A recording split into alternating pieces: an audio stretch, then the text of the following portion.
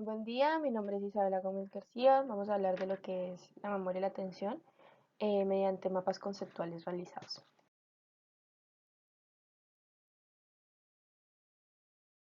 La atención es una capacidad que tiene el cerebro para poder enfocarse y estar alerta en los que vienen siendo los estímulos externos e internos mediante una relevancia, es decir, automática o consciente. La automática es la escasa intención de poder enfocarnos por condiciones biológicas, mientras la consciente es voluntaria, es decir, obliga a mi cerebro a enfocarse. La atención depende de la eficacia del proceso atencional, es decir, que se divide en cuatro: las características físicas del estímulo, es decir, la calidad, la intensidad del estímulo, el nivel de activación fisiológica por estados transitorios, es decir, que nos pueden llegar a afectar lo que viene siendo la atención, la toma de decisiones, el interés, la expectativa y motivación, y la velocidad del procesamiento es qué tan rápido viaja el estímulo. Vamos a ingresar a los modelos. El primer modelo del que vamos a hablar es el modelo de Solver y Meyer, que es tomado como una teoría cognitiva y propone 6 componentes: la aerosal, que es la capacidad de activar el sistema nervioso central; la focalizada, que es la capacidad de enfocarnos en un estímulo sensorial; sostenida, que es la capacidad de enfocarnos en uno o varios estímulos por tiempos; la alternante, que es la capacidad de enfocarnos y desenfocarnos dependiendo de la relevancia; la selectiva, que es la habilidad de escoger estímulos por su relevancia; y por último la dividida, que es ubicar recursos energéticos para integrar los estímulos. En el segundo modelo vamos a encontrar que es de Stassi Benson, es una observación de pacientes con lesiones neurológicas que se llama sistema tripártico y tiene 3 partes esenciales. El SARA, que es el sistema activador reticular ascendente, que si una persona llega a tener una lesión en el troncoencéfalo se pierde la atención y la concentración, la consecuencia de ser sonámbulo o quedar en estado de coma. La proyección talámico-difusa, que se habla que cuando se tiene una lesión en el tálamo, hipotálamo, hipófisis, causan distractibilidad porque lo que viene siendo el estímulo se va para todos lados excepto al lugar requerido. El sistema frontotalámico es un daño en el área de la corteza cerebral, es decir, que se pierde el raciocinio del control ejecutivo. Ya hablamos del modelo de Mesulam, que se empiezan a referenciar redes en vez de áreas cerebrales. Mesulam habla acerca de 2 redes interconectadas que se integran para todos los procesos: la matriz atencional, que regula el nivel de atención de alerta y vigilancia, y la información va de abajo hacia arriba. El canal atencional selecciona el tipo de información a atender y va de arriba hacia abajo. Ingresamos al modelo de Pazner-Petersen. Las redes de este modelo son independientes porque pueden llegar a funcionar sin necesidad de la otra, pero pueden conectarse entre sí. Esta red se divide en 3. La primera es la red de alerta, prepara y sustancia del sistema nervioso central, es de carácter posterior y funciona con noradrenalina. La información llega al tronco encéfalo, hacia el locus coeruleus, pasa a la red córtex parietal para así activar la red de área frontal. La segunda, la red de orientación. Esta red identifica la relevancia y se engancha estímulos, es de carácter superior y su modulador es acetilcolina. Se coge el estímulo por el colículo superior, llegando a ser un parietal, que escoge la relevancia para llegar al parietal superior, enganchándose en la información seleccionada, y por último los campos oculares, que se dirigen hacia el objeto. En el tercero está la red ejecutiva, que controla voluntariamente los estímulos para darse la atención focalizada. Esta red es por parte anterior del sistema nervioso central, llegando a los ganglios basales para activarse la corteza cingulada anterior, para así ir al prefrontal, y su modulador es la dopamina. En patología vamos a encontrar 2. El primero es el trastorno por déficit de atención y la dificultad de poder sostenernos en un estímulo, y esto se puede llegar a ser por 2 factores, lo que viene siendo maduración o desarrollo. Primero vamos a hablar de desarrollo, que es encontrar que es una dificultad de la red ejecutiva por el tema de proceso genético, por padres cafeínicos con más desarrollo emocional. Estos niños y niñas al nacer neuroatómicamente tienen lo que viene siendo el cerebelo, los ganglios basales, el lóbulo frontal derecho mucho más pequeños de lo normal. Los niños con trastorno de déficit atencional con hiperactividad, hay una falta de neuroreceptores de dopamina en la corteza prefrontal y hace imposible crear una red y madurar este músculo, además ya es pequeño neuroanatómicamente. En niños con trastorno de desatención hay una deficiencia en el SARA, que es el sistema activador reticular ascendente, es decir, que nunca sube el estímulo y se queda en el tronco encéfalo. En maduración encontramos una poca estimulación del ambiente, por lo cual el pequeño o la pequeña no tiene un buen desarrollo, pero al crecer va madurando esta red ejecutiva. Es decir, que el problema madurativo no es un trastorno como en el desarrollo, sino que es conocido como déficit de atención. Los niños con este trastorno o déficit pues tienden a ser maltratados bastante por su ambiente por el desconocimiento de su patología, entonces que generan los problemas de aprendizaje, problemas de conducta por castigo, trastornos del ánimo como depresión y ansiedad. Los subtipos del TDA son los siguientes. Como habíamos comentado anteriormente, los subtipos son hiperactivo impulsivo, subtipo desatento, y hay un último, el cual es el subtipo combinado, que es decir, con características de ambos anteriores. El subtipo hiperactivo impulsivo vamos a encontrar con niños inquietos que saltan por la calle, lo que viene siendo que carecen sin finalidad de movimientos. Los niños de subtipo desatento son distraídos, les cuesta seguir el ritmo de las cosas, cometen errores. Mientras el subtipo combinado pues tiene ambas características de estos 2 antes mencionados. La negligencia atencional es una deficiencia del sistema nervioso central, es decir, que se impide la identificación, el procesamiento procesamiento de los estímulos sensoriales a pesar de su existencia mayormente del lado izquierdo de la realidad. Se presenta a través de sesgos, los cuales es horizontal, radial o altitudinal. La negligencia atencional pues tiene origen en el parietal derecho, por eso no puede procesar el lado izquierdo de la realidad y se puede dar por dos factores, trastorno, lo que viene siendo deficiencia.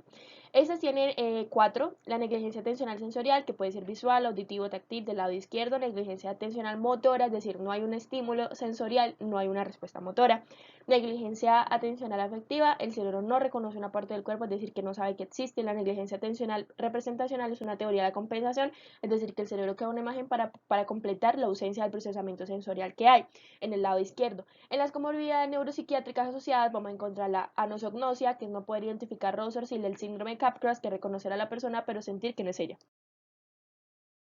La evaluación es un proceso de medición que nos ayuda a identificar si existe una dificultad o trastorno. Hay que evaluar 4 puntos importantes. Primero es el DSM-5, si cumple 6 síntomas de 9 en 3 contextos completamente diferentes, contando su intensidad y frecuencia en ellos. El ambiente es para medir atención y conductas. La evaluación es neuropsicológica, medición cognitiva, función ejecutiva y atención sostenida. Y por último, si tiene trastornos diferenciales. En la intervención se divide en 6 dimensiones. Primero es el tratamiento psicológico, para intervenir cognitivamente, emocionalmente y conductualmente; tratamiento psicopedagógico, que es mejorar los procesos didácticos en el aula; tratamiento farmacológico, neurología o psiquiatría, que es medicación; tratamiento combinado, psicológico-farmacológico; tratamiento de comorbilidad y por último tratamiento de medicina alternativa.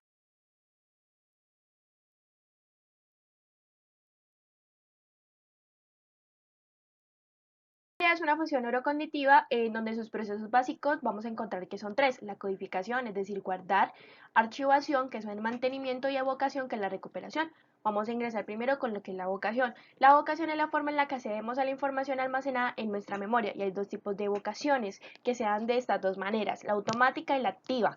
La automática no se es consciente de esta evocación, y la activa, con esfuerzo se evoca la información de manera consciente. Y se encuentran tres de ellos: el recuerdo libre, que es sin esfuerzo, automático y rápido; el recuerdo facilitado, que se requiere una clave para poder acceder a este recuerdo; y el tercero es el reconocimiento, es decir, la información archivada por imágenes, rasgos o símbolos. De la evocación vamos a encontrar la codificación y la archivación. En esos procesos podemos encontrar cómo se clasifican nuestras memorias. Se divide en tres: la memoria sensorial, que recibe mucha información pero retiene la de iconos y ecoica; la memoria a corto plazo, que es una unidad neuropsicológica donde se guarda información a un mayor tiempo pero tiene una capacidad reducida. En esta vamos a encontrar la pasiva y la activa. La pasiva es, por así decirlo, un guardado de 7 estímulos o dígitos que la codifica y la procesa. En la memoria activa vamos a encontrar la memoria de trabajo. Esta memoria controla la información, la procesa, la manipula, la codifica para así después olvidarla. En esta vamos a encontrar tres redes, que primero es la agenda visoespacial, icónica; el bucle fonológico, que es ecoica; y el sistema central ejecutivo, que es la red que define cuál de las anteriores será utilizada, direccionándola al lugar necesitado. En la tercera vamos a encontrar la memoria a largo plazo. Es una estructura neuropsicológica que guarda información para toda la vida. Aquí vamos a encontrar dos: la explícita y la implícita. La explícita utiliza la conciencia para generar una repetición consciente y planeada. Aquí vamos a encontrar la episódica, que es la experiencia del ser humano en su vida; la semántica, las palabras y símbolos. La implícita es donde se guarda información por repetición no consciente. Aquí vamos a encontrar memoria procedural, hábitos y habilidades; condicionamiento clásico, fobias y miedos, para mensajes subliminales; y aprendizaje no asociativo por observación, donde genera la conducta. En los modelos de la memoria vamos a encontrar tres: la tesis de red neurológica de Hebb, en donde la memoria a corto plazo tiene una poca conexión de neuronas por la falta de repetición, mientras la memoria a largo plazo, por la reverberancia, hay más neuronas, más axones y más dendritas.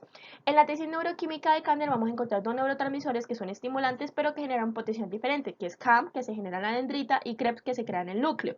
Entonces el impulso eléctrico bajo con CAM genera una memoria a corto plazo, pero en un impulso eléctrico alto pasa por el CAM, activa el núcleo y libera el CREP, haciendo así un potencial de acción elevado, generando una memoria a largo plazo.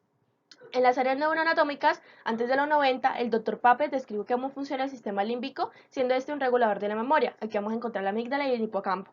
La amígdala es el centro de la memoria emocional no consciente, es decir, las fobias; y el hipocampo es el centro regulador consciente, es decir, la semántica. En el siglo XXI en adelante ya se involucra en la corteza cerebral, en donde la memoria episódica tiene áreas límbicas, tálamo, hipocampo, amígdala; áreas sensoriales occipital, temporal, parietal y la corteza prefrontal.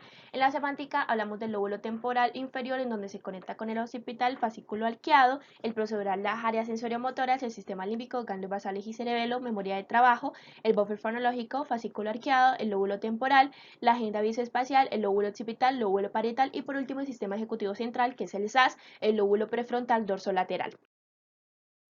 En la dificultad de la memoria por codificación vamos a encontrar el olvido. Hay cuatro teorías que explican esta deficiencia. La primera puede ser la teoría de la falla de codificación, que es problemas de codificación sensorial, la teoría del decaimiento del archivo, es decir, que no se hace una repetición de la información y se olvida, la teoría de la interferencia, es decir, que el cerebro tiene múltiple información sensorial y no puede codificarla por completo, y la teoría por falta de claves de codificación, que es el andamiaje, es decir, que habla sobre cómo el cerebro funciona por capas y si hay malas bases toda la información falla o no se conecta. En la patología de la memoria, que ya vamos a encontrar que es una alteración en la memoria producto de un daño neurológico que impide almacenar y evocar la información, vamos a hablar de la amnesia. Esta puede ser orgánica o también puede ser funcional.